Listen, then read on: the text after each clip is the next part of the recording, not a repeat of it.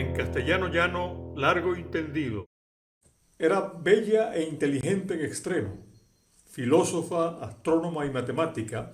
Esta mujer fue tan talentosa que brilló con luz propia en el centro científico más importante del mundo. Pero una banda criminal la odiaba a muerte. La acusaban de ir contra Dios. Así que un día esa turba, incitada por su fanático líder, asaltó y asesinó cruelmente a la dama. La violencia religiosa es tan común que esto podría haber pasado hoy, en pleno siglo XXI. Pero lo que cuento pasó en el siglo V, a Hipatia de Alejandría, y luego sus asesinos incendiaron la biblioteca de la ciudad donde ella enseñaba, borrando de un golpe el conocimiento de siglos acumulado por la humanidad entera. Mas, ¿debe lo espiritual estar tan peleado con el saber? ¿Quién puede aprogarse la verdad? ¿Y qué papel juega la ignorancia en el odio religioso? Bienvenidos en castellano llano, largo y tendido. Hoy con ciencia, ignorancia, religión y misticismo. Que les sea de provecho. Episodio 3. El más peligroso virus humano. En febrero de 2015, un muy encopetado senador de Estados Unidos, cuyo nombre me reservo, se presentó en esa augusta Cámara Legislativa y en lo que pensó sería un gesto dramático, arrojó al piso de la Cámara una bola de nieve que había traído de afuera, para probar que eso del calentamiento global es una patraña, un invento. O sea que, según él, si había nevado ese día, no podía ser cierto que el planeta se estuviera calentando.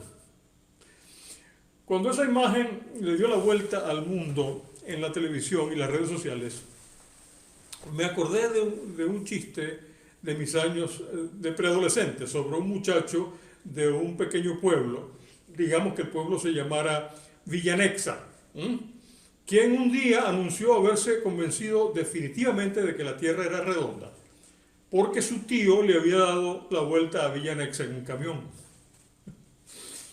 Ahora, ¿qué tiene que ver ese muchacho de Villanexa con el senador de la bola de nieve? Desde luego hay mucha diferencia entre ambos, pero hay algo que claramente tienen en común: la ignorancia. Y eso es lo que yo llamo el virus más peligroso en atacar jamás al ser humano. Más que el de la llamada gripe española o el de la epidemia de ébola o el de la chikungunya o el del tipo corona que causa la actual pandemia. Ambas historias engrosan por derecho propio el acervo de burlas y chistes sobre la idiotez. La comunidad científica y de hecho toda la gente con un mínimo de noción sobre el tema se rió a carcajadas del senador en el mundo entero cuando circuló la noticia, como cualquiera se reiría del chiste del muchacho de Villanexa.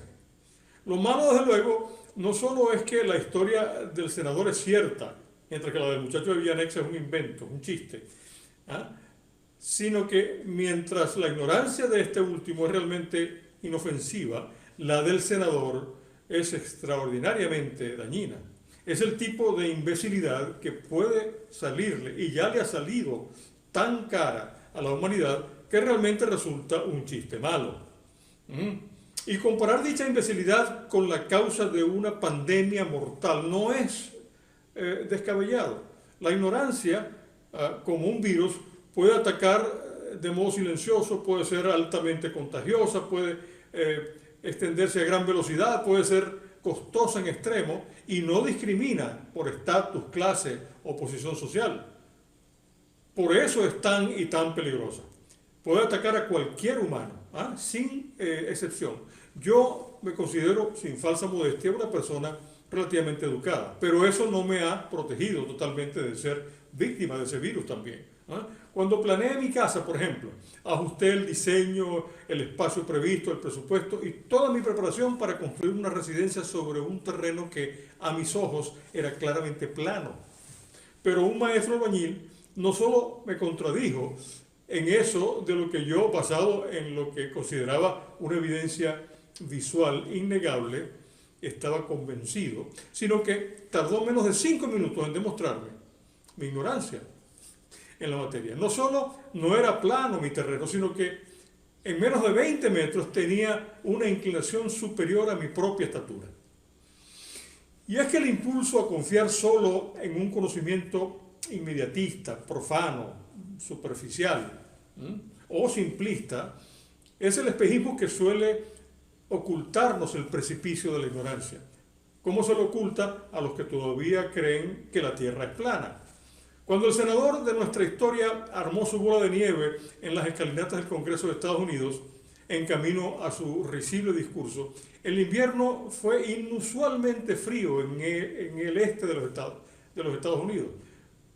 Pero el 2015 en general terminó siendo el año más caliente en la historia del registro mundial de temperaturas hasta ese momento, récord que fue roto de nuevo al año siguiente, 2016.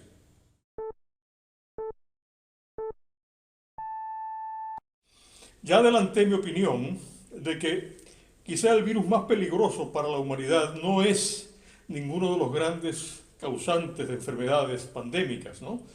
Como el de la gripe española, el de la epidemia ébola, el del chikungunya o el de la clase corona que genera la actual pandemia COVID-19, sino el que yo llamo el virus de la ignorancia.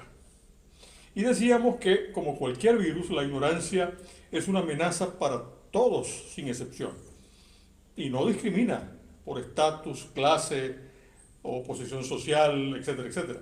Como lo demostró en 2015 el senador de Estados Unidos, quien se convirtió en el hazmerreír de millones en todo el mundo, cuando en la Cámara del Senado arrojó una bola de nieve al piso, supuestamente para demostrar que, como había nevado mucho afuera, el calentamiento global no existía, sino que era una patraña inventada por algún interesado.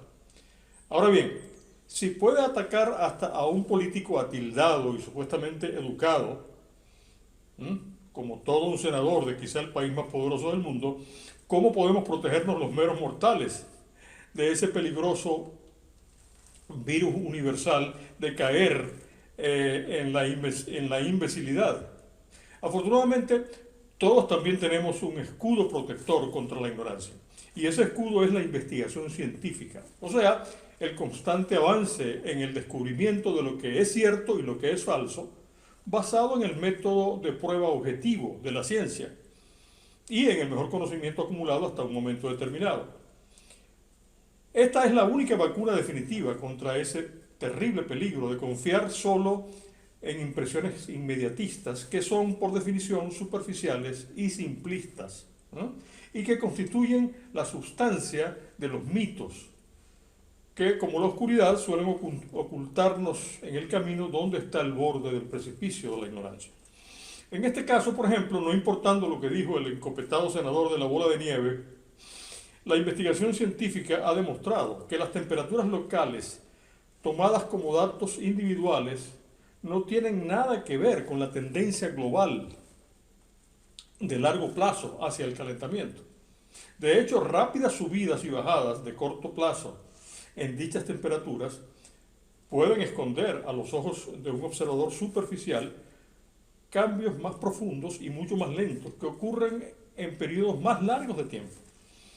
Entonces, dentro de la tendencia global hacia el calentamiento, ¿pueden ocurrir récords de frío en un invierno determinado o en un lugar determinado? Sí, sí pueden ocurrir. Y tales picos de frío pueden engañar a observadores ingenuos. No importa si son senadores o no. Ahora bien, la manera de quitarse esa especie de velo de las impresiones subjetivas superficiales es recurrir a la evidencia de estudios objetivos, como por ejemplo el publicado en el Boletín de Investigación Geofísica de Estados Unidos en 2009, el cual demostró que en toda la década anterior los picos de calor ocurrieron el doble de las veces que los picos de frío, el doble. Otras veces los mitos se arman sobre evidencias parciales, puestas en contextos especiales que favorecen ciertas conclusiones y no otras, como por ejemplo el que, buscando exonerar a la industria humana, intenta echarle la culpa al sol del calentamiento global, con el argumento de que por varios siglos la actividad solar, aún con sus altas y sus bajas, ha crecido, ¿no es cierto?, causando que la Tierra se vaya calentando. Aunque esta tendencia general es real, varios estudios científicos, como el publicado en 2011 por el Boletín de Química y Física Atmosférica de Estados Unidos, demostraron que en los últimos 35 años la actividad solar ha disminuido, pero la Tierra se ha seguido calentando.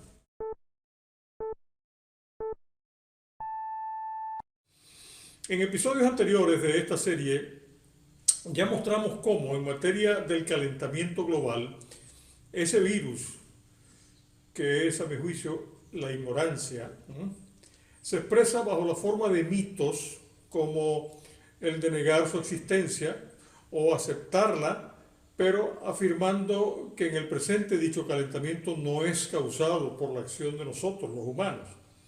Mostramos cómo el cambio climático al que se refiere el fenómeno del calentamiento global no son las variaciones que ocurren localmente y en el corto plazo, como de un día a otro, de una semana a otra o de un mes a otro,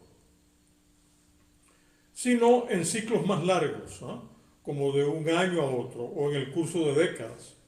Y ciertamente en el ciclo anual y más allá, la tendencia es claramente a cada vez más calor en promedio en el mundo entero.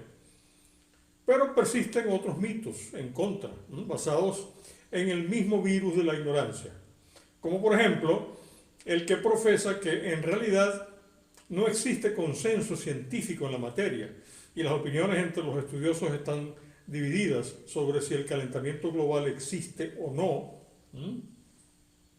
o sobre si en el presente está mayormente causado por la actividad humana o no. Pues bien, hoy con la red global de Internet es fácil para cualquiera verificar que no solo un grupo de científicos concuerdan en la materia, o por ejemplo solo la mitad de ellos, o quizá una mayoría, digamos de 2/3 partes de ellos. Están de acuerdo, de hecho, una mayoría aplastante. Cerca del 97% de los científicos que estudian el clima y el medio ambiente no solo aceptan que el calentamiento global es una realidad, sino que también hoy está mayormente causada por la actividad humana en el planeta. Pero esto no es solo un asunto de opinión, sino de evidencia científica dura. El estudio y predicción del cambio climático de largo plazo es un asunto sumamente complejo.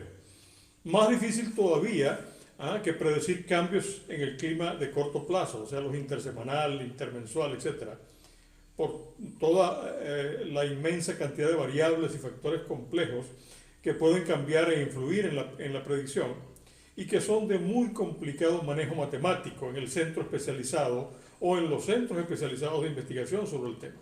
Aún así, la mejor evidencia científica la proveen unos 6 modelos matemáticos ultra complejos,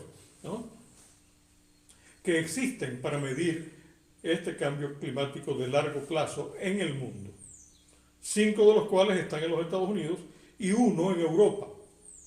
Un modelo es en términos resumidos, es un conjunto de ecuaciones lógicamente integradas, capaces de predecir con apreciable exactitud el comportamiento y resultado futuro de un sistema, cualquiera que éste sea, basado en datos de la experiencia pasada y de la realidad presente.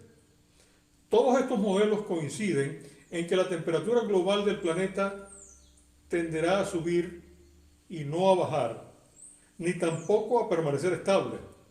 Y todos coinciden en que puede ocurrir un aumento de unos cuantos grados de la temperatura en menos de un siglo.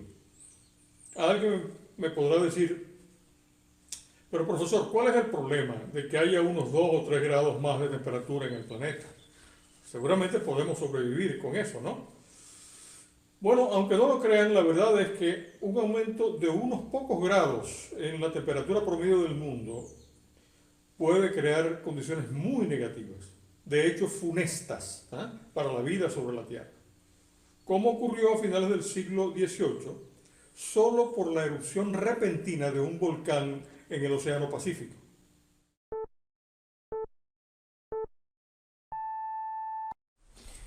Como debe ser claro por otros episodios de esta serie, usamos aquí la palabra virus en un sentido figurado, para referirnos a la ignorancia, la que, siguiendo con la metáfora, puede decirse que es un virus exclusivamente humano. No se nos pega de los animales.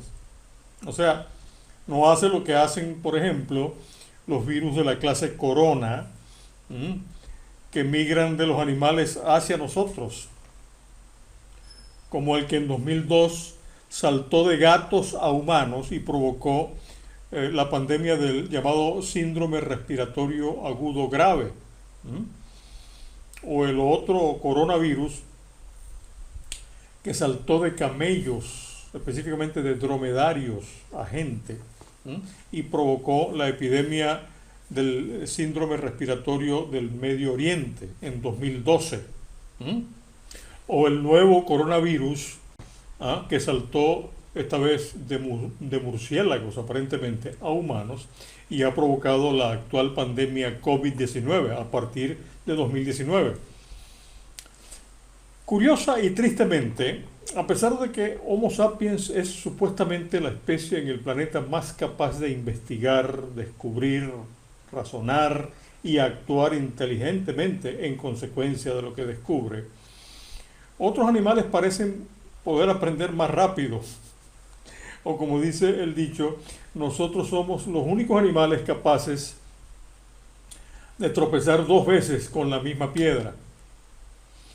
En efecto, parece que los animales no suelen caer tan fácilmente en falacias y mitos, contra los cuales, en cambio, nuestra supuesta mayor inteligencia no parece ser capaz de protegernos a los humanos. Y las falacias y mitos humanos pueden ser inofensivos, pero pueden ser también extremadamente costosos para la especie entera, como las falacias que sostienen la actual ignorancia exhibida por ciertos líderes políticos y empresariales en materia del calentamiento global, algunos de los cuales ya hemos abordado aquí. Otro de estos mitos es el que lleva a la gente a preguntarse, pero ¿cuál es el problema de que suba en 2 o 3 grados más la temperatura promedio en el planeta? Seguramente podemos sobrevivir con eso, ¿no? Pero la ciencia ha demostrado que esta es quizá una de las conclusiones más ignorantes que podemos sacar al respecto. A principios de la segunda década del siglo XIX, tuvo lugar un invierno excesivamente crudo y largo en Europa. La gente notó, por ejemplo, cómo los sitios donde se patinaba sobre hielo, estanques y lagunas congeladas, no se derritieron con la llegada de la primavera. Y de hecho, el año 1816 fue tan frío que se conoce desde entonces como el año sin verano.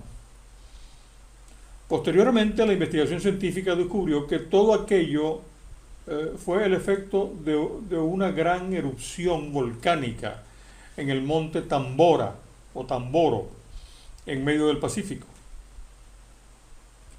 que levantó tanto humo, polvo, rocas y otras partículas que el disco de material llegó a la estratosfera y nubló gran parte del planeta por mucho tiempo. En la cápsula anterior dijimos que la explosión del Tambora había ocurrido a principios del siglo XVIII, lo cual no es correcto. Así que les pido disculpas por mi error de haberla confundido con el anuncio erróneo ocurrido en 1786, justamente, sobre otro volcán, esta vez el Shasta, también de costa pacífica, pero completamente distinto al de nuestra historia. La gigantesca explosión del Tambora ocurrió en 1815 e hizo que la temperatura promedio en el verano del hemisferio nórdico bajara en alrededor de 1 grado Fahrenheit. Pero este pequeño cambio causó gran sufrimiento y calamidades, incluyendo pérdida de cosechas, hambrunas y muertes por inanición a nivel mundial. Provocó una epidemia de fiebre tifoidea que alcanzó a 1,5 millones de personas y añadió a la mortandad, y desató un recrudecimiento sin precedentes de la pobreza en el mundo, entre otras nefastas consecuencias. Este cambio climático fue hacia el enfriamiento, no hacia el calentamiento. Pero vean las consecuencias que pequeños cambios en el clima pueden generar.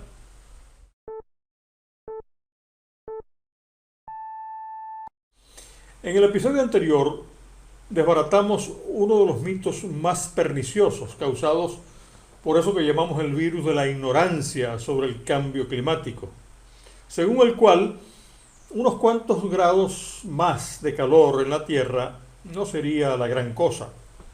Mostramos cómo el cambio de menos de 1 grado Fahrenheit en las temperaturas de verano en el hemisferio norte, provocado por el volcán Tambora del Pacífico en el 1815, arrasó cosechas, produjo hambrunas y decenas de miles de muertes por inanición, desató una epidemia de tifus que afectó a 1,5 millones de personas, añadiendo otras decenas de miles a la mortandad, y precipitó un recrudecimiento de la pobreza a nivel mundial. Decíamos que, aunque aquel cambio climático fue hacia el enfriamiento, consecuencias no menos dramáticas se derivarían de 1 o más grados hacia el calentamiento. Por ejemplo, unos cuantos grados de calentamiento promedio en el planeta están haciendo ya que los casquetes de hielo de los polos, que eran antes permanentes, desaparezcan en verano. Y cuando el hielo polar se derrite, ¿a dónde creen que va el agua? A ningún lado en particular. Se queda en los océanos, ¿no? Simplemente aumentando el nivel del mar en todas partes. Esto significa que el mar, al subir de nivel, entra tierra adentro, inunda las costas, haciendo que en muchas partes lo que antes era superficie terrestre seca quede bajo el agua. Ahora pensemos por un instante en lo que pasaría si el nivel del mar en todas partes sube solo unos pocos metros. La inmensa mayoría de la población del mundo entero vive en ciudades, y la inmensa mayoría de las ciudades están ¿en dónde? Cerca de las costas marítimas. Para hablar solo de casos cercanos, se piensa, por ejemplo, que gran parte de las tierras bajas y costas del estado de la Florida y del Pacífico norteamericano entero pueden fácilmente desaparecer. De hecho, estudios preliminares proyectan que si los casquetes polares se siguen derritiendo por el calentamiento global al ritmo en que lo están haciendo hoy, las inundaciones y pérdidas de costa afectarían directa y dramáticamente a centros urbanos que se encuentran entre las más grandes ciudades de Estados Unidos y que son todas costaneras, como New York, Boston, New Orleans, Miami, Seattle, San Francisco y Los Ángeles. Se estima que a este ritmo, para el 2050, propiedades costeras por valor de más de 100,000 millones de dólares quedarán bajo el agua, y que futuras pérdidas por inundaciones en ciudades importantes alrededor de todo el mundo, ¿no?, pueden exceder el millón de millones de dólares como consecuencia del aumento proyectado del nivel del mar para ese año 2050. Ahora, gran cantidad de la población mundial también vive cerca de grandes ríos, los cuales, desde luego, aumentarán de nivel y desbordarán sus cauces. El agua desbordada provocará inundaciones por todas partes, especialmente en las zonas llanas y bajas, que es donde precisamente se produce la inmensa mayoría de cultivos que alimentan al mundo entero. Por ejemplo, las planicies de Ucrania, consideradas el granero de Europa y de los estados centrales de Estados Unidos, de lejos las mayores productoras de cereales en el planeta, sufrirían enormes pérdidas de cosechas por inundación. Y aquí hablamos de países relativamente ricos, que quizá puedan enfrentar la catástrofe con sus propios medios. Pero imagínense qué les deparará el futuro a países pobres en zonas bajas del mundo, como por ejemplo Bangladesh, o las pequeñas islas-naciones en los archipiélagos del Océano Pacífico, que ya por años vienen perdiendo tierra habitable y cultivable por el avance del mar. Si la migración de pobres hacia países ricos genera las tensiones étnicas y políticas que vemos por todas partes hoy, ¿cómo creen que lucirá la migración por hambre y desplazamiento humanos que el aumento en el nivel del mar desatará en el futuro? Entonces, ¿por qué ciertos líderes políticos y empresariales siguen sosteniendo la ignorancia sobre el calentamiento global, afirmando que no existe y que hacer algo para mitigarlo sería perjudicial a la economía?